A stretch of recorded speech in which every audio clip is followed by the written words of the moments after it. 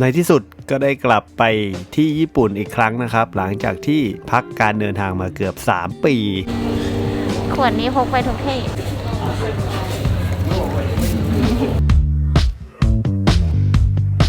งานแบงคอกออโต้ทรอนของจริงว่ะนี่เจอแต่คนไทยนันก็ไปไม่นัดหมายกันนันไม่ว่าไม่นัดหมายกันนี่เรามากับยูนิคานะครับเฮ้ยนี่มันงานคนไทยแบงคอกออโต้ทรอนวะเนี่ยคนไทยเทียบเลย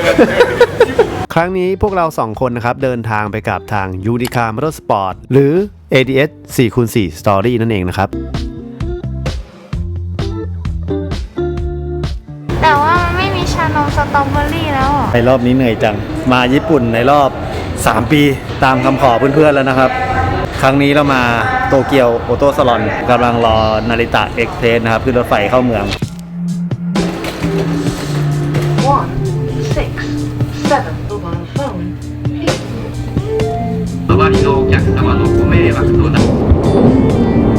หลังจากที่นั่งรถมาสักพักนะครับในที่สุดเราก็ได้กลับมาเยือนโตเกียวอีกจนได้นะครับใครเป็นเหมือนผมบ้างเวลากลับมาญี่ปุ่นเนี่ยไม่ว่าจะกี่ครั้งต่อกี่ครั้งนะครับก็ไม่รู้สึกเบื่อเลยสถานีที่พวกเราจะต้องลงกันนั่นก็คือชินนากาวะครับเพราะว่าเราจองโรงแรมไว้ในย่านนี้เอาจริงๆนะครับนี่ก็เป็นหนึ่งในไม่กี่ครั้งนะครับที่ผมต้องแบกกระเป๋าเยอะๆแบบนี้ขึ้นรถไฟเหงื่อแตกเหมือนเราออกกำลังกายแล้วที่กินมาตอนนี้เหนื่อยมากประมาณโลนึงจากสถานีรถไฟเข้าไปที่พักว่าจะไปเก็บของก่อนเดินดูวิวแต่เช้าวิวดี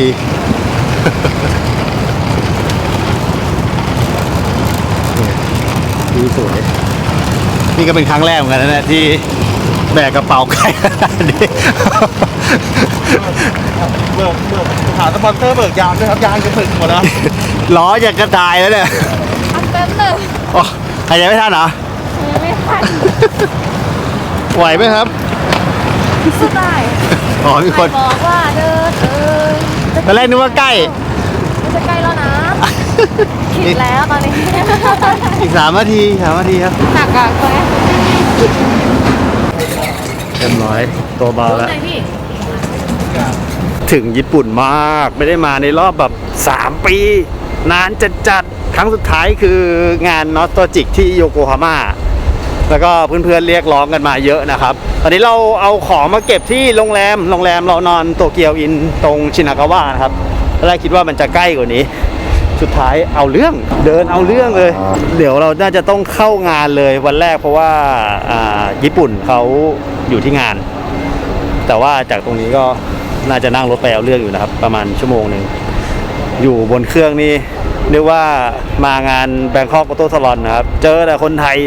คนเล่นรถเต็มไปหมดเลยแต่ก่อนที่เราจะเข้างานโตเกียวออโต้สลอนนะครับกองทัพก็ต้องเดินด้วยท้องพวกเราจึงหาข้าวกินกันก่อนใกล้ๆโรงแรมนะครับนอกจากจะมีรถฟู้ดทรัคแล้วใน Family Mart หรือในซูเปอร์เนี่ยก็จะมีเป็นโต๊ะนะครับให้เราได้เลือกกินกันแล้วก็จะมีพื้นที่ทางด้านนอกนะครับให้สามารถนั่งกินกันได้เราจึงเลือกกินกันก่อนที่เราจะเดินทางไปโตเกียวออโต้สลอนด้วยรถไฟนะครับ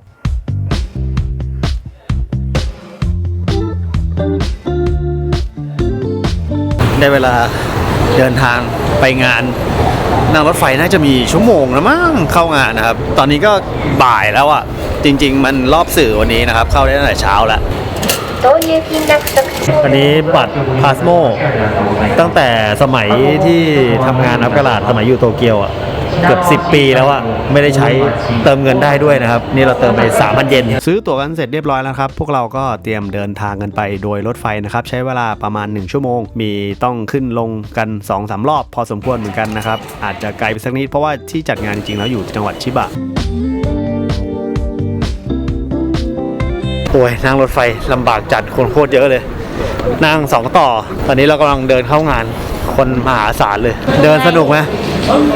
เมื่อกี้แค่มาถึงโรงแรมก็5,900อันนี้เป็นโตเกียวออโต้สลอนครั้งที่2ของเรามาครั้งสุดท้ายก็สมัยที่เราทำงานอยู่ครับกาลาดนู่นเลยนานมากไปซีมาบ่อยกว่าอีกนะครับเอาจริงๆแล้วผมโดยส่วนตัวผมจะชอบซีมามากกว่า โอโตสลอนก็โอเคแหละตอนนั้นเรามาเพราะว่าเราได้บัตรเราเป็นพนักงานอัพกาลาดเนี่ยเดี๋ยวนี้เขาเป็นบัตรแบบนี้แล้วเป็น e-ticket เราเป็นโชว์ไตเคนก็เป็นเหมือนบัตรเชิญแต่คนเยอะมากเลยอะ เดินไปทางไหนรู้ครับพี่ ก๊อฟหมายเรามาครั้งแรกด้วย ตอนนี้เหมือนเจ้าก๊อฟเราหลง แล้วไปอย่างมั่นใจเลยเดินไปคนเดียวด้วย หาย บ่ายสามแล้วมั้งงานจะมีถึงประมาณบ่าย2:20แล้วนะครับงานจะมีถึงประมาณทุ่มนึงแล้วเดี๋ยวคืนนี้จะมีมิทติ้งกันต่อนะครับก็ยังไม่รู้เลยว่าวันนี้เราจะถ่ายอะไรได้มากน้อยขนาดไหนเรามาถึงค่อนข้างช้าจริงๆถ้าเรามาถึงตั้งแต่เช้าเนี่ยเราจะมีเวลาถ่ายเยอะไงคือที่เราพักกับที่งานค่อนข้างไกลกันนะครับตอนแรกอ่ะถ้าเราจะมานอนแถวๆงานใช่ไหมมันก็จะไม่มีอะไรเที่ยวเลยนะครับคือเราจะเข้าเมืองเนี่ยใช้เวลานานมากเมื่อกี้ขนาดนั่งรถด่วนมานะก็เลยแบบล่นระยะเวลาจากเกือบชั่วโมงอ่ะเหลือแค่ประมาณสัก30 นาทีก็ค่อนข้างเหนื่อยเหมือนกันเพราะว่าเราวางแผนกันคือมาถึงปุ๊บเราเข้างานเลยทำให้แบบเหมือนแบบบู๊เดินทางทั้งวันอ่ะก็เดี๋ยวทางยูนิคาเขานัดญี่ปุ่นเอาไว้นะครับเดี๋ยวจะไปเจอกับญี่ปุ่นก่อนวันนี้คร่าวๆคือน่าจะมาเจอญี่ปุ่นเดินเล่นเล็กๆน้อยๆนะครับพาชมแบบโฉบๆไปก่อนคือหลักๆเนี่ยครั้งนี้ยูนิคาก็สนับสนุนเรามานะครับแล้วก็เดี๋ยวเราจะพาเพื่อนๆเนี่ยหลังจบงานไปชมโรงงานของทางแบรนด์แบดเล่นะครับซึ่งเป็นแบรนด์ล้อพวกโฟวินออฟโรดนะครับก็จะเอาใจสายที่ชอบแบบตกแต่งในพวกรถโฟวินนั่นเองอันนี้ก็จะเป็นแบดเล่ที่เป็นรุ่นใหม่มีหลากหลายรุ่นที่แบบว่าเขาทำขึ้นมาในตลาดตอนนี้นะครับเราน่าจะไปบุกกันที่นาโกย่าโรงงานเขาอยู่นู่นหลังจบงานแล้วน่าจะไปที่นั่นกัน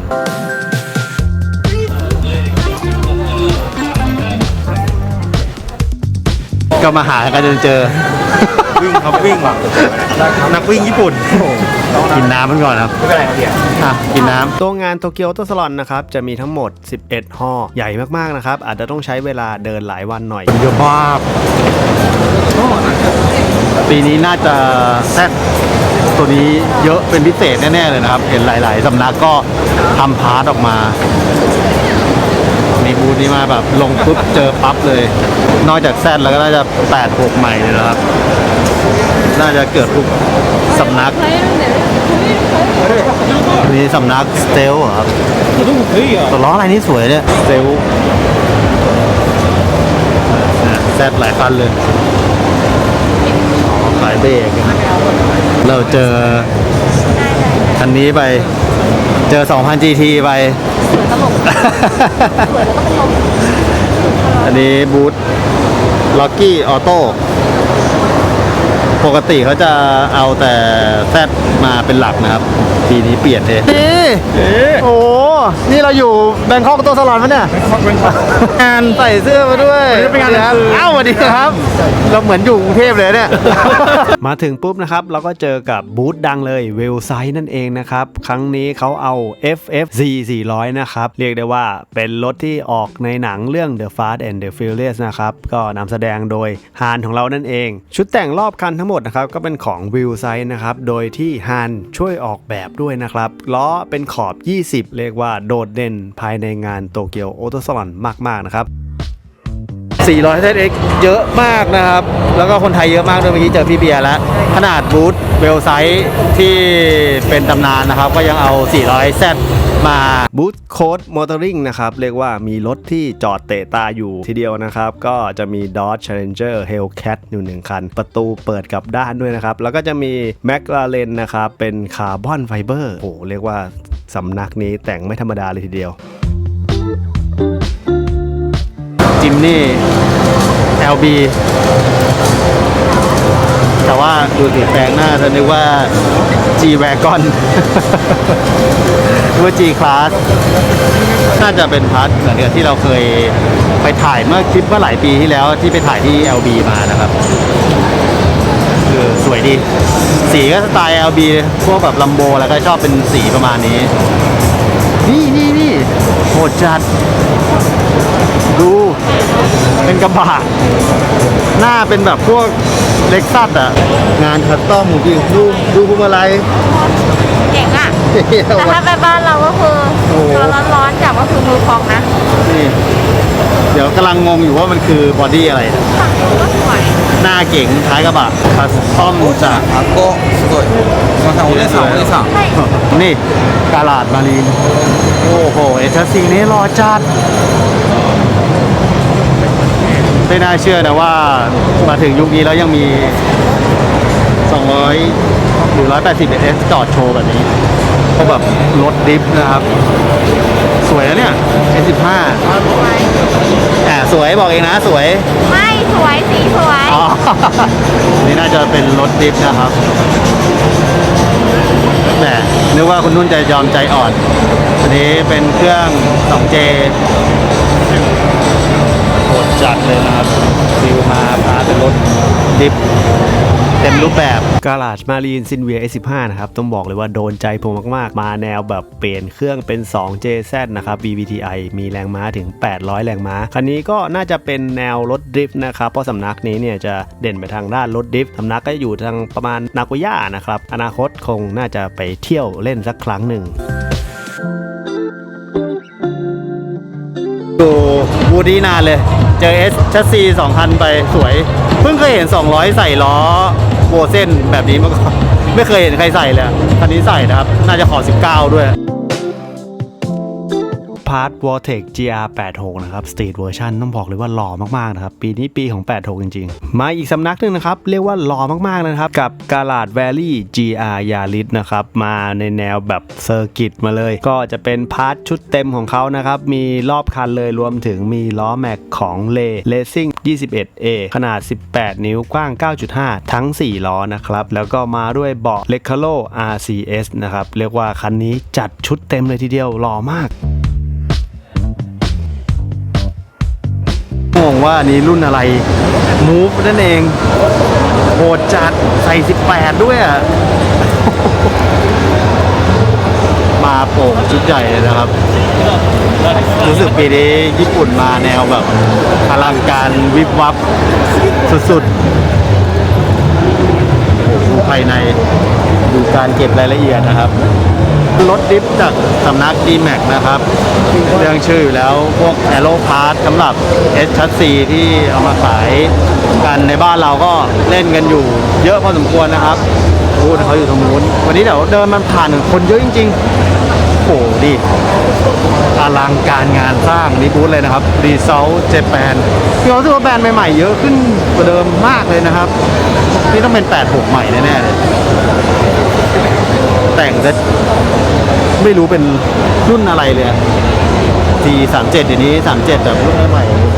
พวกลายโวล์กลายอะไรมันจะเส้นสายจะคมกริบนะครับผมชอบโป่งหลังของเขานะเดี๋ยวนี้ทุกคันก็ต้องถุงลมหมดแล้วนะครับสุดยอดไปเลย resultjapan.com นะครับ GR86 เห็นไหมว่าแล้วเชียวแต่ผมชอบช่วงหลังเขาเนาะทำออกมาสวยมากเลยหน้าอาจจะแบบงงๆหน่อยว่าเป็นรุ่นอะไรน่าจะเป็นอีกรุ่นหนึ่งที่เยอะในงานนี่แหละเพราะว่าเพิ่งออกภายในกีธรรมดาด้วยเจอแมดไหมนี่จอห์นนี่จำเราได้ป่ะไม่รู้ Hi Johnny Surviving or what? Good to see you again Yeah แมดไหมอยู่พอดีเลยนะครับอันนี้คุณคาวาโตะนี่จอห์นนี่นะครับที่เราเจอที่ซีมาประจำแมดไหมดังอะไรนี่แมดไหมนะครับดักดิฟชื่อดัง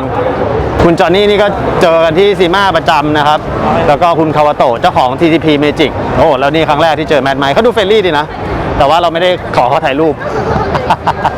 ทำไมเราไม่ขอเขาถ่ายรูปวะ นั่นน่ะดิหนูก็ถามพี่ไหมว่าถ่ายรูปไหมพี่ก็ไม่ เขาบอกเขาถามอยู่ว่าถ่ายรูปไหมไม่เป็นไรเดี๋ยวค่อยว่ากันเดี๋ยวก็น่าจะเจอกันอีกนะครับตอนนี้เรามาอยู่ที่บูธของ Max Orido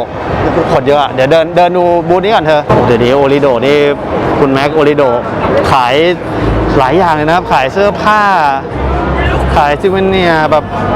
จุกจิกสติ๊กเกอร์เต็มไปหมดเลยโอ้เป็นแบรนด์เสื้อผ้าแบบแล้วก็อันนี้ที่คนไทยหากันก็คือนาดี้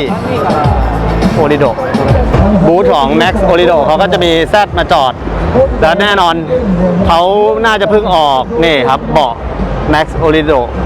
X อะไรเนี่ยอ่านยากเลยแบรนด์เนี้ย แล้วก็แน่นอน 86 ครับ คุณโอริโดทางขายมากแล้วก็ขับ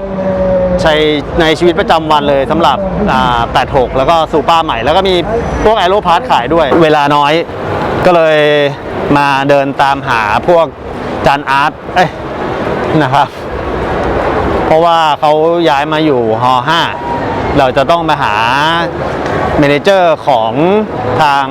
แบดเล่ก่อนนะครับ ซึ่งเขาเอารถมาอยู่ที่ดันลอปแต่ต้องบอกเลยว่างานนี้โลกกลมนะ เพราะว่าผู้จัดการของทางแบดเล่ก็คือเป็นรถที่เราเคยถ่าย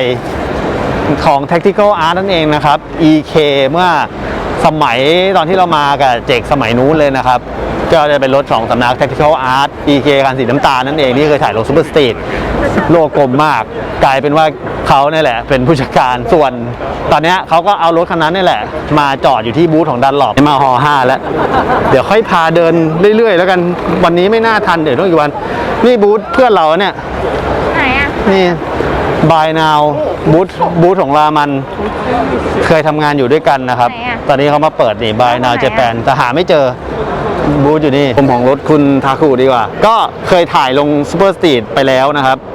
เคยถ่ายรถเขาไปแล้ว แต่ว่าวันนี้มาจอดโชว์ในบูธของดันหลอบเขาแค่ทำสีใหม่ ที่เหลือยังเป็น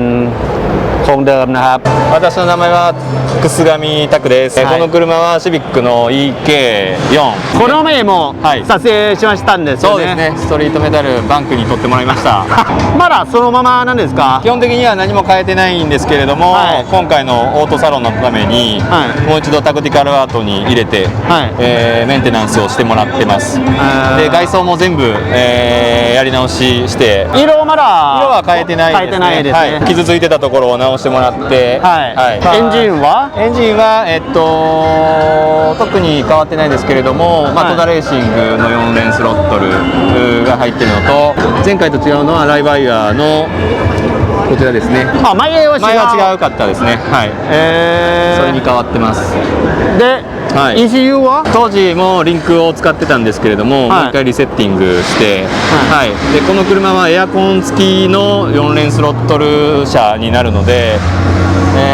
セッティングが難しいんですけれどもそれもタクティカルアートの方でうはいまくセッティングして、エアコンありの、4連スロットルで街乗りもできるように普段乗りですか。普段乗りですね本当ですか。 Yes エアコンですあーまだあるんですね、いやーいつもかっこいいですね、あの EK4 は。この車一番大好きのはこれミラーですね。どこ買ったんですか。これどこやったかな覚えてませんですか。前やから忘れた忘れてますか。タイヤはダンロップですね。ダンロップねダンロップですね。ダンロップ、はい03G ですね、まあはい普段サーキット行く時も 03G 履かせてもらってるんですけれどもでこの車は、はい16インチ。 16インチの2254516を前後通しで履いてますホイールはボルクレーシングの T37 ソニック当たらないですか。そうです全然全く当たらないですね当たらない。はいでキャンバーは。キャンバーはフロントが 4.5 度のリアが 2.5 度でそうですね、はい 4x4 エンジニアリングのブラッドレーちょっとジムニーでそう紹介させていただいていいですかいいですよตอนแรกนึกว่าจะไม่มีล้อมาโชว์นี่ トレ V のエボリューションですねジムニー用ですねタイヤはダンロップさんの、MT2 ですね、はい4駆では何インチですか。これ16インチです16インチねはい 5.5J の16インチこれはマットブロンズですねブロンズはいでジムニーのシエラ用と、まあ、日本のジムニー軽用のジムニーはい2種類、サイズがありますタイランドでは、おそらくジムニーシエラの方ですかねこれ同じですよね。同じサイズですねはい。バットレー Wii V エボリューションエボリューション。エボリューションは軽いの感じです。そうですねアジアクロスカントリーラリーに出場されているジムニーの選手の方にも履いていただいてまして、はい、軽くて強度のあるホイールとなってますかっこいいですよね。ありがとうございます。สวยมากนะครับแบดเล่เขาก็เอามาโชว์แล้วก็จับใส่ยางดันลอป MT2 เป็นฟิล4 wheel นะครับตรงรุ่นจิมนี่รุ่น นุ่นกับจิมนี่เลยนะครับคร่าวๆครับในบูธดาร์ลอดยังดูไม่หมดเลยนี่เขาพาออกไปไหนแล้วไม่รู้ วันนี้น่าจะไม่ได้มีเวลาแบบทัวร์อะไรเยอะเท่าไหร่นะครับก็ได้ดูรถคุณทาคุไปหล่อเหมือนเดิมแล้วก็ได้ดูนะครับแบดเล่วีอีโวก็ถ้าเกิดใครสนใจล้อคือมีจิมนี่อยู่สนใจล้อทางแบดเล่ก็ติดต่อทางยูนิคาได้หรือ ADS 4x4 Story นะครับเดี๋ยวผมให้ลิงก์ Facebook เอาไว้นะครับลองไปสอบถามไซต์สอบถามแล้วก็ได้จริงๆมีหมดแหละเขาพามาบูธนี้มี STO ด้วยแต่นี่บูธล้อนี่ TWS วันนี้เรายังไม่ได้ทัวร์อะไรมากนะครับตอนนี้เราอยู่กับทางญี่ปุ่นของ 4x4 Engineering นะครับหรือ Battery นั่นเองนี่พาดูล้อ TWS นะครับวันนี้หลากหลายมากนะครับผมว่าปีนี้ใหญ่กว่าที่ผมเคยมาสมัยก่อนเยอะเลยจบแล้วเมื่อกี้คุยกันนะครับกับ TWS ล้อสวยนะครับตัวที่บูธ GMG แล้วก็ Land Cruiser ตัวใหม่นะครับหล่อจัดちょっと紹介してもらえませんか。こちらはランドクルーザー、300ですね。300です。はい。GMG さん、名古屋のショップ様ですね。じゃあちょっと見ていってみましょう。はい。ちょっと狭いけどね。狭いですね。แคบหน่อยนะครับ はい。まず、ARB のバンパーで上が ARB のルーフトップテント、はい。で、ホイールホイールこれがブラッドレーのフォージド匠300用18インチ 1.5J の、プラス40っていうサイズです。ただこれはオーバーフェンダーが GMG さんのオリジナルがついてますので、はいさらにスペーサーが、30ミリほどはい、かませてある状態ですね。この色はかっこいいですね。ありがとうございます。これはマットブロンズですね。チタニウムマットブロンズというカラーになってます。でタイヤは日東産の、MT タイヤ。はい。サイズだけあこれサイズですね。そうですね。2856518ですね。ลายนี้สวยเนาะอันนี้ก็เป็น Land Cruiser ตัวใหม่หล่อจัดคันเบิ่มเลยคันใหญ่มากนะครับก็นี่ครับที่ใส่ล้อของทางแบตเล่อยู่ でルーフラックは ARB ですね。ใช่ はい。でバンパーと、ルーフラック、それから、ルーフトップテントすべて ARB。แบตเล่ทาคุมิเป็นล้อฟอร์ดตอนนี้มีทั้งหมด3สีสีดำด้านแล้วก็สีกันเมทัลลิกก็เป็นด้านเหมือนกันนะครับแล้วก็เป็นสีดำโหดูหน้าตาดิโหดจัดตอนนี้เราเวลาไม่ค่อยพอนะครับมีคุยมีอะไรกันด้วยเดี๋ยวพรุ่งนี้ค่อยเข้ามากันอีกทีหนึ่งก็หลักๆคือแบดเล่ไม่ได้ออกบูธแต่ว่าก็จะมีรถที่อยู่ในงานเนี่ยใส่ล้อของแบดเล่ก็เขาพยายามพามาโชว์อยู่นะครับโอ้โหแลนด์ครู300บ้านเราน่าจะมีแต่ว่าแพงเอาเรื่องอยู่นะครับแล้วโดยเฉพาะอันนี้ GR ก็จะเป็นตัวท็อป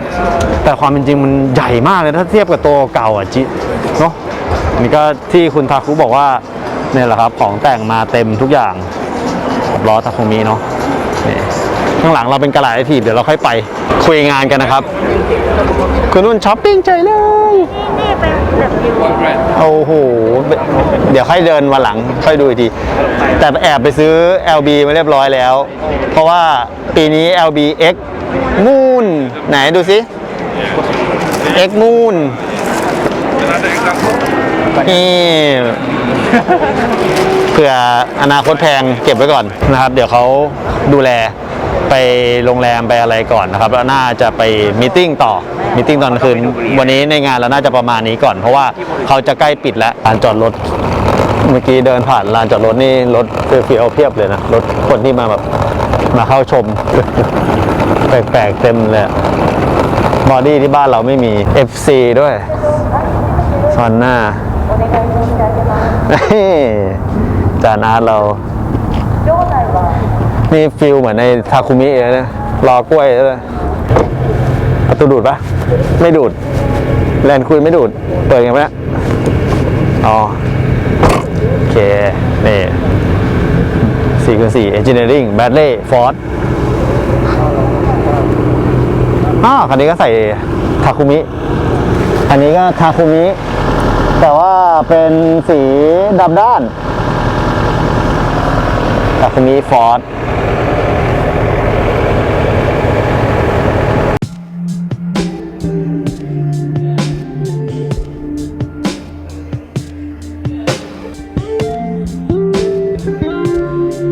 มากินข้าวกันที่โอเดบะนะครับ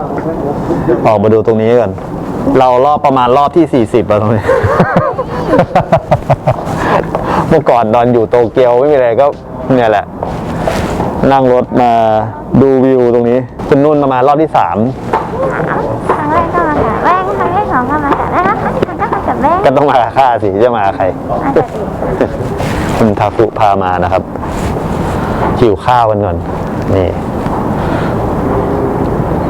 ถ่ายรูปเป็นก่อนทำงานด้วยแล้วก็เที่ยวไปในตัว พอกินข้าวเสร็จนะครับ ก็มาต่อกันงานมีตติ้งตอนกลางคืนนะครับไอ้ตุ้มตาม34กับพี่ต้นเป็นขับ34แบบด้วย แต่ไม่รู้เกิดอะไรขึ้นอ๋อบีมครับวันนี้ ใครนั่งอ่ะกิ๊บเหรอ หรือว่าข้างในเต็มแล้วอะ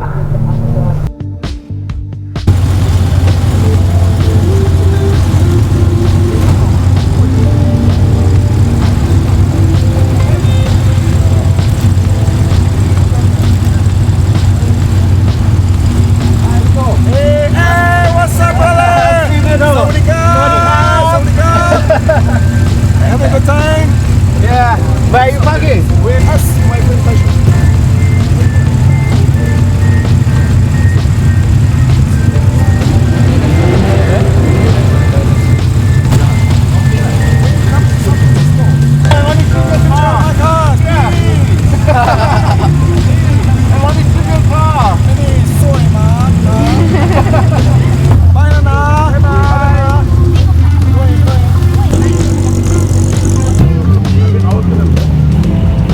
ฝนตกด้วย เมื่อกี้เจอลิโก้ครับ เขามากับแก๊ง RWB ลิโก้ก็จะเป็นคนที่บิวรถสวยๆในงานซีมาตลอดครับ เพราะเขาบอกว่าเมื่อไหร่จะไปซานฟรานซิสโกไปถ่ายรถเขาหน่อย เมื่อกี้เขามาด้วย RWB เหมือนกันนะครับ นี่เริ่มทยอยกลับกันแล้วเหรอ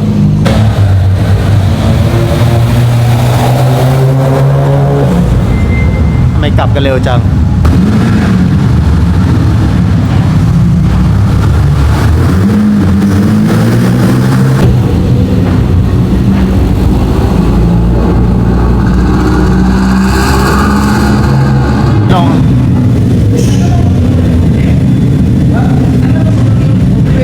3-4เยอะมากครับ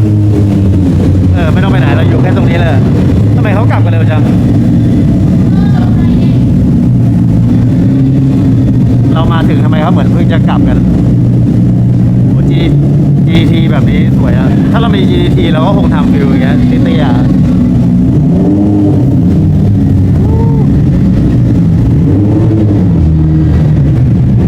คุณนะ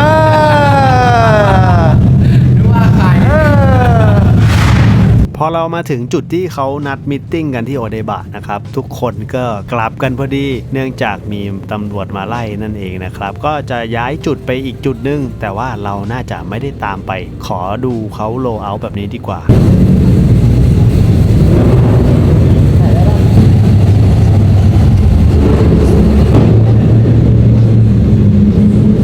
ต้องโดนใช้งานนะโดนใช้งานเลย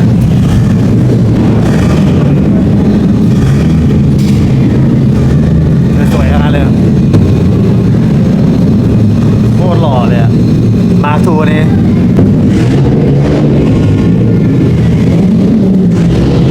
ก็จะกี่ปีต่อกี่ปีก็ยังมันเหมือนเดิมครับสุดยอดเหมือนเดิม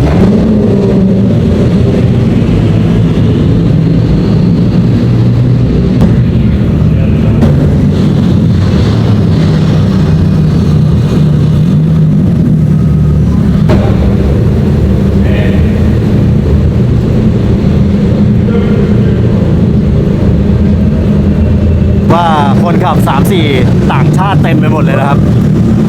ญี่ปุ่นเพียบเลย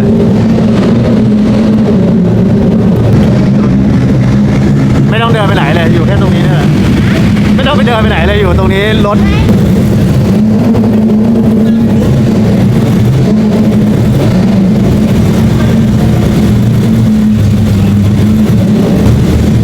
โอ้แต่ละคัน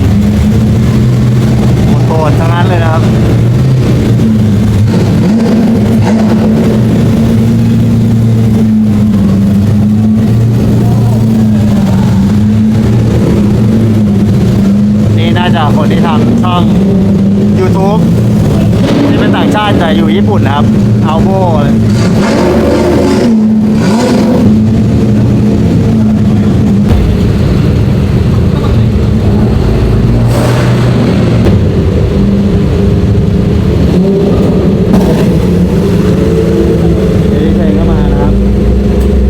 ช่องทอโซ่เนี่ยโอ้โหนี่รวมแก๊งอเมริกาเลยเนี่ยใช่ครับ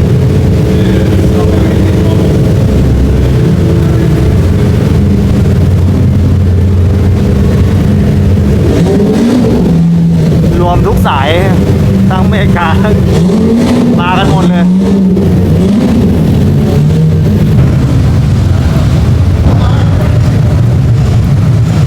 ขี่ซ่ายมาเลยชอบคันนี้คันนี้หล่อจัด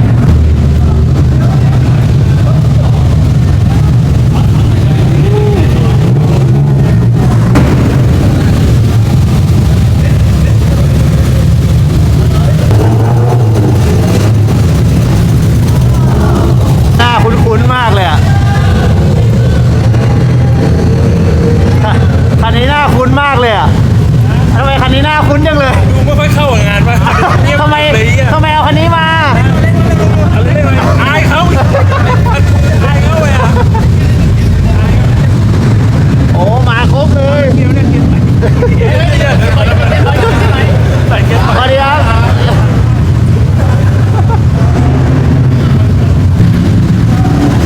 หล่อจัดแต่ละคันนี่เป็นเสน่ห์ที่แบบที่อื่นไม่มีจริงๆครับมากี่ครั้งนี่ก็แบบใครก็หลงไหลแล้วเป็นงานที่แบบเรียกว่ารวมตอนนี้รวมสื่อทั่วโลกเลยดีกว่ามากันครบหมดเลย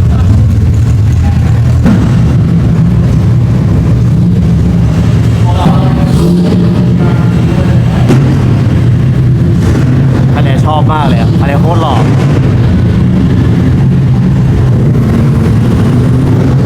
นี่หล่อจัดเลย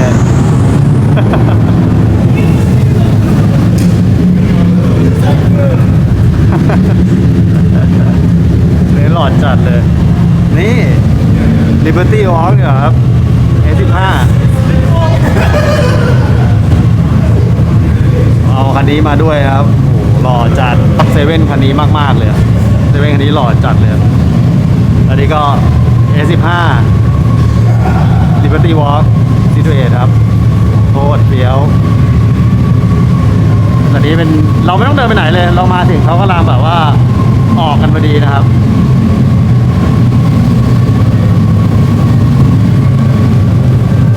ที่จอดจริงๆเขาอยู่ตรงไหนไม่รู้อยู่ข้างล่างนู่นหรือเปล่าเฮ้ย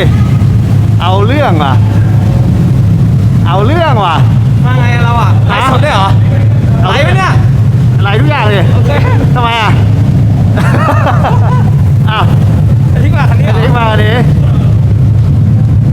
สวัสดีค่ะทำไมเขาเลิกกันเร็วจังอ่ะ เขาย้ายที่ ย้ายไปไหนอ่ะ ไม่รู้ อ้าว เชี่ยคนดูในเพจเยอะเกินไปปะ ยังไม่เห็นเยอะเลย แล้วพี่ เดี๋ยวนี้หรอพี่นุ่นอยู่หน้าทางถ่ายรูปอยู่ อ๋อทำงานกันเป็นทีมเหรอ ใช่ถ่ายภาพนิ่งอยู่เฮ้ยนี่เจ้าคิมปะเนี่ย ใช่ เจ้าคิมนี่หว่าสวัสดีค่ะโอ้ดีไม่ทักกันแล้ว จำหน้าไม่ได้แล้วไม่มานานไงต้องมาบ่อยๆ ย้ายโอ้ยใจเย็นสิเพิ่งจะเปิดประเทศย้ายเดี๋ยวไปไหนเนี่ย เดี๋ยวไปตาเรือครับ โอ้โหไปนู่นเลยเหรอ ไปด้วยกันพี่ เดี๋ยวว่ากันมากับญี่ปุ่น เนี่ยเขาไปมีมัน อ๋อเหรอ ใจนี่ โอเคย้ายไปไกลเลยย้ายไปอุมิโทตารุนี่เจ้าคิมนะครับเด็กไทยอะไรน่าพี่ต้น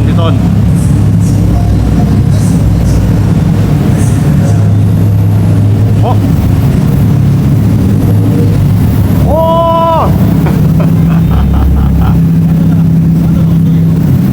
お久しぶりです久しぶり会えて嬉しいよどこ行くんですかもう帰るよあ帰るんですか気持ち悪くなっちゃったまた明日ねโอเคคุงครับ มาเจอกันตรงนี้เขากลับแล้วเขาบอกไม่ไหวแล้ว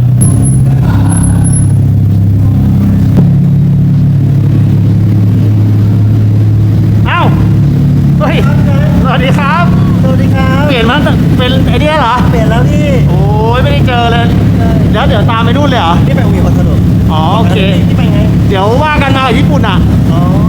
ได้จ้ะครับบ๊ายบายประตูตามแล้ว นี่33วันนี้ เดี๋ยวนี้เราจะนัดถ่ายเดี๋ยวนี้เราจะนัดกัน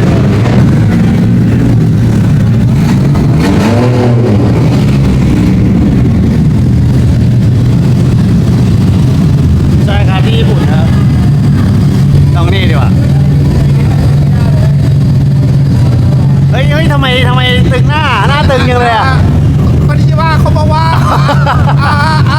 อะ ทำไมหน้าตึงอ่ะ ก็ไม่เท่าไหร่อะครับ ไอ้เย็นดื้อ ขนุนไหนอะขนุนไหนอะ ไหนอ่ะเนี่ยเหรอ กิน อันนี้เหรอ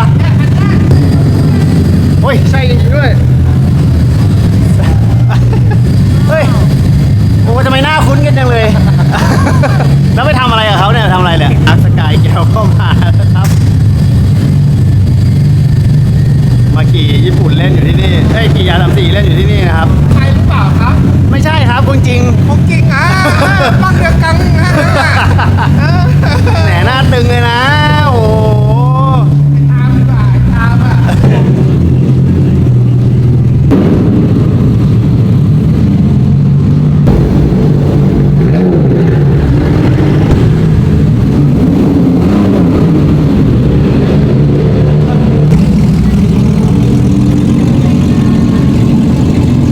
เนี่ยต้องแบกเยอะอ้าว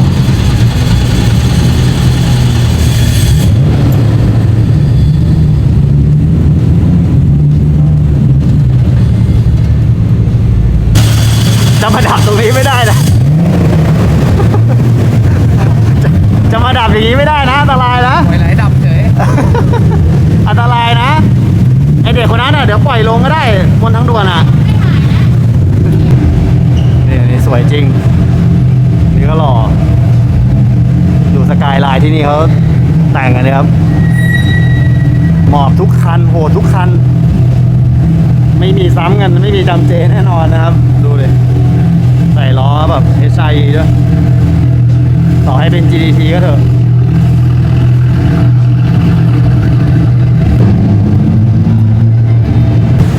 ไคซ่าคีซ่าอยู่ในคันนี้นะครับนุ่นคันนู้นอันสุดท้ายสวย นี่นะครับ ภาพนิ่งเป็นผลงานคุณนุ่นนั่นเองครับ มาต้องโดนใช้ทำงาน อันนี้หล่อผมชอบดิแบบแปลกดีอะคือเสน่ห์ของงานโนโตสลอนเนี่ยมันจะมาตอนกลางคืนนี่แหละครับ พรุ่งนี้มีอีกวันอ่ะแต่เราได้จะต้องไปกินเลี้ยงขอบคุณของทางแบดเล่เขานะครับ สวยให้ไปอุมิโอทารุกัน น่าจะโดนไล่หรืออาจจะแบบอยู่แต่ละที่ได้ไม่นานเดี๋ยวตำรวจมากวน ตรงนั้นน่าจะไกลคิดว่าเราคงไม่ได้ไปนะครับ เพราะว่าเราน่าจะกลับกับทางแบดเล่ทางญี่ปุ่นเขานอนที่เดียวกับเราก็คงน่าจะไปพักผ่อนแล้วเดี๋ยวพรุ่งนี้จะได้เข้าฮอกันแบบเต็มเอามาให้เพื่อนๆได้ชมบรรยากาศแค่นี้ก็โอเคแล้วแหละ มันดีรถไฟเฟี้ยวเพียบเลยนะครับตอนนี้แบบต่างชาติเต็มไปหมดกลับกันแล้ว เพราะว่าเรามากับญี่ปุ่นนะครับแบรนด์เล่อันนี้เดลิก้าอีกคันหนึ่งของเขาเท่ดีนะเดลิก้าตัวนี้นี่